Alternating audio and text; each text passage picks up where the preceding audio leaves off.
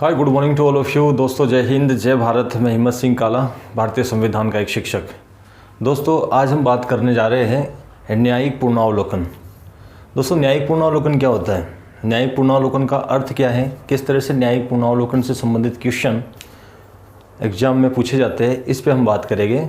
दोस्तों न्यायिक पूर्णावलोकन को समझने से पहले हम ये जानेंगे कि भारत के संविधान में क्या न्यायिक पूर्णावलोकन शब्द का प्रयोग किया गया है या नहीं किया गया है। दोस्तों यहाँ पर स्पष्ट हो जाना चाहिए कि भारत के संविधान में कहीं पर भी न्यायिक पूर्णावलोकन शब्द का प्रयोग नहीं किया गया है, अर्थात भारत के संविधान में न्यायिक पूर्णावलोकन नहीं है। लेकिन हमारे जो सुप्रीम कोर्ट है उसे न्यायिक पूर्णावलोकन की शक्ति जरूर दी गई है, और शक्ति के तहत क्या करती है सुप्रीम कोर्ट, समीक्षा करती है किसी कानून का, और कानून की समीक्षा कर उसे वैध और अवैध घोषित करने का कार्य करती है। किस तरह से न्यायिक पूर्णावलोकन है और न्यायिक पूर्णावलोकन का अर्थ क्या है वो समझना है हमें।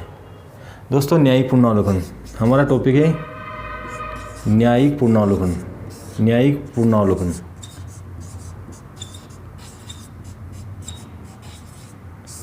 दोस्तों टॉपिक हमारा है न्यायिक पूर्णावलोकन। दोस्तों न्यायिक पूर्णावलोकन क्या है, न्यायिक पूर्णावलोकन को समझने से पहले हमें ये जानना है कि सरकार के 3 अंग होते हैं। एक तो होती है कार्यपालिका, एक तो होती है कार्यपालिका, एक तो होती है कार्यपालिका, ठीक है, नंबर 1 पर। नंबर 2 पे हम देखते हैं व्यवस्थापिका, नंबर 2 पे हम देखते हैं व्यवस्थापिका, नंबर 2 पे हम देखते हैं व्यवस्थापिका, और नंबर 3 पे हम देखते हैं न्यायपालिका। नंबर हम 3 पे देखते हैं न्यायपालिका। न्यायपालिका दोस्तों ये सरकार के 3 अंग होते हैं, सरकार के 3 अंग होते हैं। ये सरकार के 3 अंग हैं दोस्तों, ये सरकार के 3 अंग हैं, ये ध्यान रखना है आपको। 3 अंग कौन कौन से हैं, कार्यपालिका, व्यवस्थापिका और न्यायपालिका। यहाँ पर जो कार्यपालिका है उसे हम देखते हैं 2 रूपों में देखते हैं। एक तो देखते हैं राष्ट्रपति के रूप में देखते हैं, और एक देखते हैं हम पीएम के रूप में देखते हैं। और उसके साथ साथ पीएम की मंत्रिपरिषद भी यहाँ पर पाई जाती है। पीएम की मंत्रिपरिषद भी हम यहाँ देखते हैं, पीएम की मंत्रिपरिषद को देखते हैं। इस तरह से भारत का जो राष्ट्रपति है वो कार्यपालिका में होता है, इसके साथ साथ पीएम भी इसके साथ होता है, मंत्रिपरिषद भी होती है। दोस्तों यहाँ पर हम बात करते हैं व्यवस्थापिका। तो व्यवस्थापिका में एक तो राज्यसभा है, एक राज्यसभा है, और दूसरा है लोकसभा, दूसरा है लोकसभा, लोकसभा, दूसरा है लोकसभा।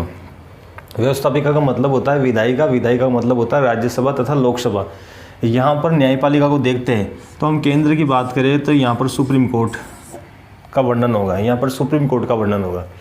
दोस्तों बात कर रहे हैं हम न्यायिक पूर्णावलोकन। न्यायिक पूर्णावलोकन है क्या, तो देखना है दोस्तों, अगर राज्यसभा कोई बिल, राज्यसभा कोई बिल, बिल मतलब विधेयक, कोई बिल, राज्यसभा कोई बिल, बिल मतलब विधेयक, राज्यसभा किसी बिल को पास करती है तो लोकसभा में आता है।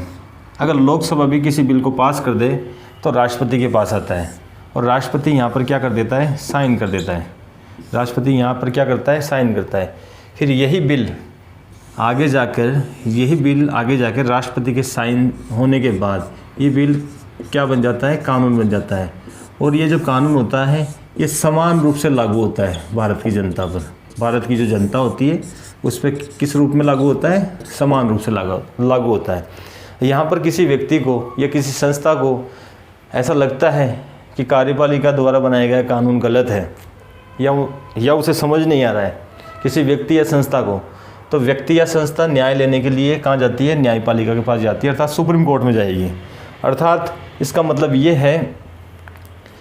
ये है कि व्यवस्थापिका द्वारा बनाए गए कानून, अर्थात कार्यपालिका द्वारा बनाए गए कानून, व्यवस्थापिका द्वारा तथा कार्यपालिका द्वारा बनाए गए कानून को वैध तथा अवैध, कानून को वैध तथा अवैध, कानून को वैध तथा अवैध तथा अवैध 2 भागों में बांटने की शक्ति न्यायपालिका के पास होती है, अर्थात भारत के सुप्रीम कोर्ट के पास होती है।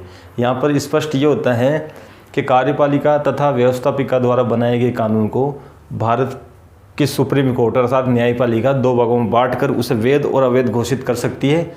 ये जो प्रक्रिया करती है, ये जो समीक्षा करती है, ये जो जांच करती है, इस तरह का जो कार्य किया जाता है कानून पर, ये गलत है या सही है, ये जो पूरी प्रक्रिया है, यही पूरी प्रक्रिया न्यायिक पूर्णावलोकन कहलाती है। दोस्तों देखिए दोबारा, न्यायिक पुनरावलोकन है क्या। इसका स्पष्ट अर्थ ये है कि कार्य व्यवस्थापिका तथा कार्यपालिका द्वारा बनाए गए कानून को, व्यवस्थापिका तथा कार्यपालिका द्वारा बनाए गए कानून को न्यायपालिका वैध तथा अवैध दो भागों में बांटकर उसकी समीक्षा करती है। अर्थात ये जो पूरी प्रोसेस है, यही न्यायपालिका के द्वारा न्यायिक पुनरावलोकन कहलाती है। अर्थात दोबारा एक बार देखें, न्यायिक पुनरावलोकन होता क्या है।